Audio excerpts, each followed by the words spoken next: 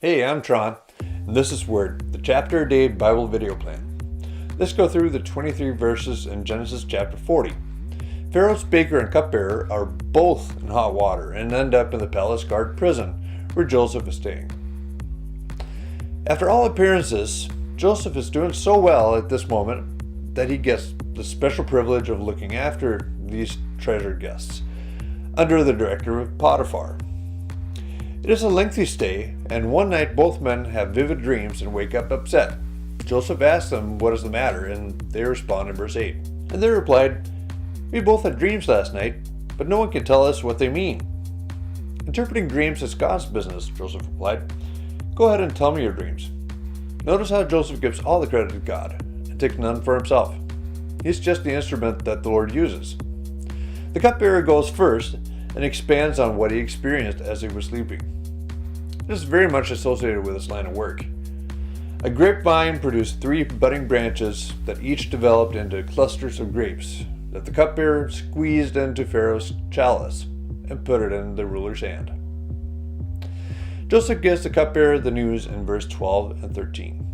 "This is what the dream means," Joseph said. "The 3 branches represent 3 days.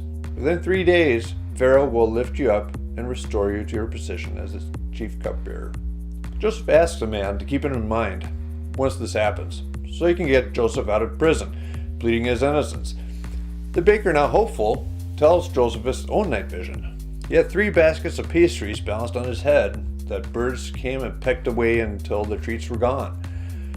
Joseph tells the prisoner that he too has 3 days. Then he will be executed. 3 days later, at Pharaoh's birthday party, everything happens the way Joseph has predicted. The cupbearer is restored, and the baker gets death. The chapter then ends in this sad epitaph in verse 23. Pharaoh's chief cupbearer, however, forgot all about Joseph, never giving him another thought. People forget, but God doesn't. Time goes slow when I want resolution, but resolve through instant gratification is usually not the way God does things. It is night, but morning will come. 2 years go by, then Pharaoh himself will have dreams that mystify him. That is when Joseph will be remembered. But that is next time in Genesis chapter 41. Till then, Word.